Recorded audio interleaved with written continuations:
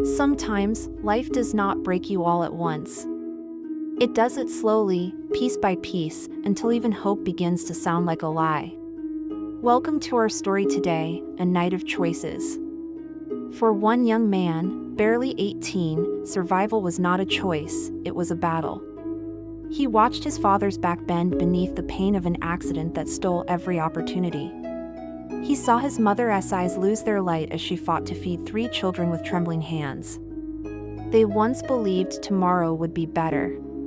But when tomorrow came, it only brought more rain. He sat by the window, staring into the night, his thoughts as heavy as the clouds above him. He could hear his father coughing in the next room, weak, defeated, and the echo of the landlord's voice still lingered in his mind, "Pay the rent or leave.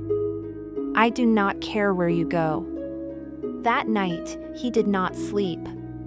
The walls felt tighter, the silence louder, the hunger deeper. Then his phone buzzed, a message from a friend known for trouble. "Big job tonight. Bank hit. You in?" He stared at those words for hours. His heart said no, but desperation has a way of drowning reason. 3 days later, when the landlord's men roughed up his father in the street, he made his choice. It was a quiet night at the city bank. The last customers were leaving, the clerks were counting the day's earnings. And then came the sound of shattering glass. 6 masked men stormed in. The young man was among them. "Everyone down," one shouted, his voice shaking. The clerks screamed. Customers hit the floor. A frightened woman fumbled with trembling hands to open the vault. The young man's task was simple: bag the cash. Each bundle he touched felt heavier than gold, it felt like guilt. He whispered under his breath, "This is for my family." But the world has a cruel way of teaching that good reasons cannot justify bad deeds. Sirens wailed outside. Blue lights flashed against the bank windows. Gunfire exploded, glass shattered, chaos reigned. The gang scattered into the night. But the young man, terrified, trapped himself inside the vault. He slammed the door shut. The lock clicked. Silence. 9 hostages huddled together in terror. He held the gun tight, his hands trembling. He did not want to hurt anyone, but he did not know what else to do. He was just a boy pretending to be strong. Then a sound broke the stillness. A phone rang. One of the hostages had tried to contact the police. He snatched the phone, but the call had already connected. A calm, steady voice spoke through the speaker. "Hello? My name is Officer Mara. Who am I speaking to?" The boy froze.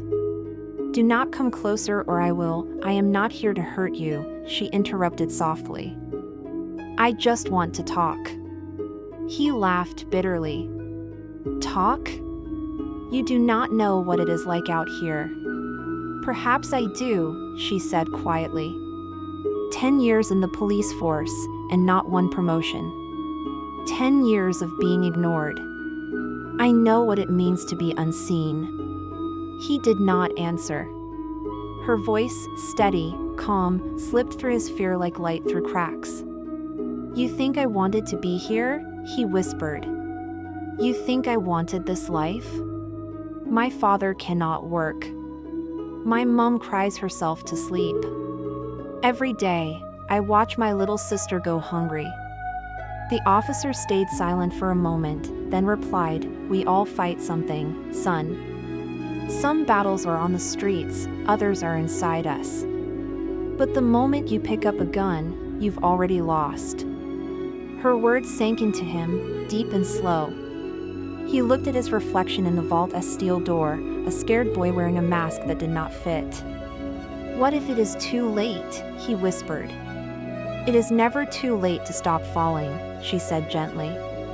"You just have to reach for something better." Tears welled in his eyes. He looked around at the trembling hostages, people like his own family. The weight of his choices crushed him. He took a deep breath and let the gun fall to the floor. "I am done," he whispered. "I am tired of being the villain." When the vault door opened, the officers raised their weapons. But Officer Mara stepped forward and held up her hand. Her eyes met his, no hatred, no judgment, only understanding. "You made the right choice," she said softly. He nodded.